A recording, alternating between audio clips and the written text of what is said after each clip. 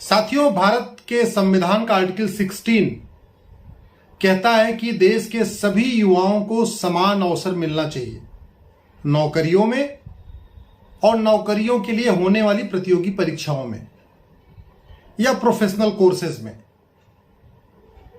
सबको, कश्मीर से कन्याकुमारी, कच्छ से कामरूप, सभी युवाओं को समान अवसर मिलना चाहिए। मैं आपसे जानना चाहता हूं, क्या वर्तमान समय में सबको समान अवसर मिल रहा है क्या? नीट की परीक्षा हो, मेडिकल की या इंजीनियरिंग की परीक्षा हो, जेई, या सेना में जाने के लिए एनडीए की परीक्षा होती है, आईएएस की परीक्षा होती है, और भी जितने भी मुख्य परीक्षाएं होती हैं, सबका पेपर तो एक होता है और वो पेपर सबके लिए होता है। ऐसा नहीं होता कि कश्मीर वालों के लिए अलग पेपर होगा, कन्याकुमारी वालों के लिए अलग पेपर होगा, लद्दाख वालों के लिए अलग पेपर होगा, लक्षद्वीप के लिए अलग पेपर होगा। पेपर एक होता है, लेकिन जो किताबें चल रही हैं वो बिल्कुल अलग अलग चल रही हैं। लक्षद्वीप का बच्चा अलग किताब पढ़ रहा है, लद्दाख का बच्चा अलग किताब पढ़ रहा है, यूपी का बच्चा अलग किताब पढ़ रहा है और बिहार का बच्चा अलग किताब पढ़ रहा है। तो जो आर्टिकल 16 कहता है सबको समान अवसर, वो कैसे संभव है? सबको समान अवसर तभी मिल सकता है जब या तो जिस तरीके से वन नेशन वन एग्जाम हो रहा है, सारे एग्जाम नेशनल लेवल पे हो रहे हैं, उसी तरीके से one nation one education board हो और वन नेशन वन सिलेबस हो। कंटेंट सबका एक हो, सिलेबस सबका एक हो। वो सरकारी स्कूल में पढ़े, प्राइवेट स्कूल में पढ़े, कॉन्वेंट में पढ़े, सरस्वती शिशु मंदिर में पढ़े, महंगे स्कूल में पढ़े, सस्ते स्कूल में पढ़े, मिडिल क्लास का बच्चा हो, लोअर क्लास का बच्चा हो, मंत्री का बच्चा हो, संतरी का बच्चा हो, कंटेंट सबका एक हो, यानी किताबें सबके लिए एक हो, तब सबको समान अवसर मिलेगा। और अगर ये ऐसा नहीं हो सकता तो दूसरा तरीका क्या है?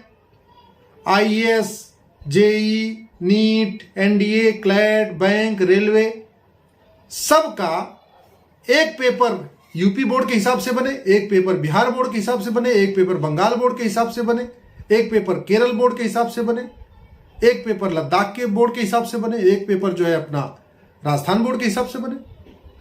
दो ही तरीका है, या तो one nation one education board हो, वन नेशन वन सिलेबस हो, अन्यथा जितने भी कॉम्पिटिटिव एग्जाम्स हैं, IAS, PCS, NDA, CLAT, bank, railway, NEET, JEE, सबके पेपर राज्यवार बने, राज्यों के हिसाब से बने। लेकिन सारे पेपर राज्यों के हिसाब से क्यों बनाना?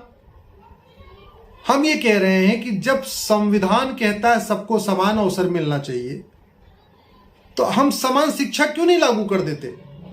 हमारे महापुरुष भी यही चाहते थे, बाबा साहब अम्बेडकर भी यही चाहते थे पूरे देश में समान शिक्षा हो, लोहिया जी यही चाहते थे पूरे देश में समान शिक्षा हो। समाजवाद का तो कॉन्सेप्ट ही समानता का है। समाजवाद का मतलब चीजें समान हो,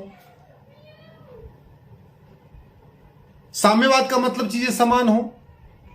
दुनिया के कई देशों में समान शिक्षा पहले से लागू है। भारत का संविधान भी आर्टिकल 16 भी कहता है सबको समान अवसर दो। समान अवसर तभी मिलेगा जब समान शिक्षा होगी। लेकिन इसमें समस्या है। समस्या यह है कि देश में जो एजुकेशन माफिया है, स्कूल माफिया, जो 10,000 रुपए, 15,000 रुपए, 20,000 रुपए महीने फीस ले रहे हैं, वो नहीं चाहते भारत में one nation one education board लागू हो। क्योंकि आईसीएसई बोर्ड वाले अपनी अलग दुकान चलाना चाहते हैं, सीबीएसई बोर्ड वाले अपनी अलग दुकान चलाना चाहते हैं। ये चाहते नहीं सीबीएसई आईसीएसई आपस में मर्ज हो जाए।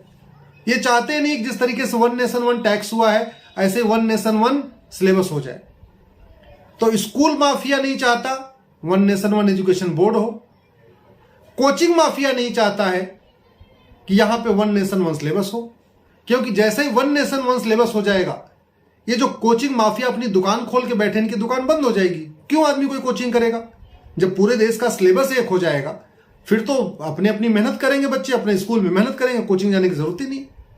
जो सिलेबस होगा उसी से आईआईटी का पेपर होगा, जो सिलेबस होगा उसी से जेई का पेपर होगा, जो सिलेबस होगा उसी से क्लैट और एनडीए और बैंक का पेपर होगा।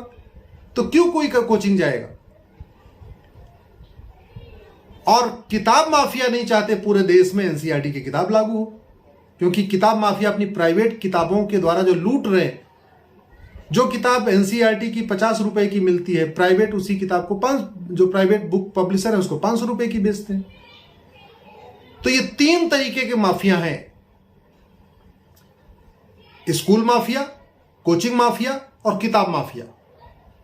स्कूल माफिया नहीं चाहते कि सारे एजुकेशन बोर्ड मर्ज हो, सीबीएसई आईसीएसई आपस में मर्ज हो, यूपी बोर्ड बिहार बोर्ड सब आपस में मिला के one nation one education board यानी एक देश एक शिक्षा बोर्ड यहां पे लागू हो। कोचिंग माफिया नहीं चाहते कि जितने तरीके के सिलेबस चल रहे हैं इनको मिला के एक कॉमन सिलेबस बने, कॉमन करिकुलम बने। और बुक माफिया नहीं चाहते कि प्राइवेट जो लूट चल रही है किताबों के द्वारा ये बंद हो और एनसीईआरटी पूरे देश में लागू हो। केंद्रीय विद्यालय का पूरे देश का सिलेबस एक होता है, केंद्रीय विद्यालय का तो स्कूल ड्रेस भी पूरे देश का एक होता है। केंद्रीय विद्यालय में एनसीईआरटी किताब पूरे देश में पढ़ाई जाती है। चाइना में यूनिफॉर्म एजुकेशन सिस्टम है, अमेरिका ने यूनिफॉर्म एजुकेशन सिस्टम अडॉप्ट कर लिया है, सिंगापुर में यूनिफॉर्म एजुकेशन सिस्टम अडॉप्ट कर लिया है। और मैं कहता हूं कहीं और हो चाहे ना हो, जब इस देश का संविधान कहता है सबको समान अवसर मिलना चाहिए और समान शिक्षा यानी एक देश एक शिक्षा बोर्ड और एक देश एक सिलेबस के लागू किए बिना समान अवसर मिल ही नहीं सकता, फिर तो ये लागू होना ही चाहिए।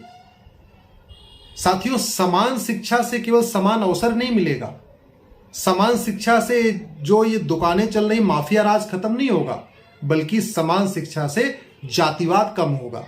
समान शिक्षा से जो क्लास क्रिएट हो गई है, lower class, middle class, economically weaker section, higher class, elite class, ये जो क्लास बच्चों के दिमाग में आ जाती है कि मैं तो हायर क्लास स्कूल में पढ़ता हूं, मैं तो मिडिल क्लास के स्कूल पढ़ता हूं, ये क्लास सिस्टम खत्म होगा।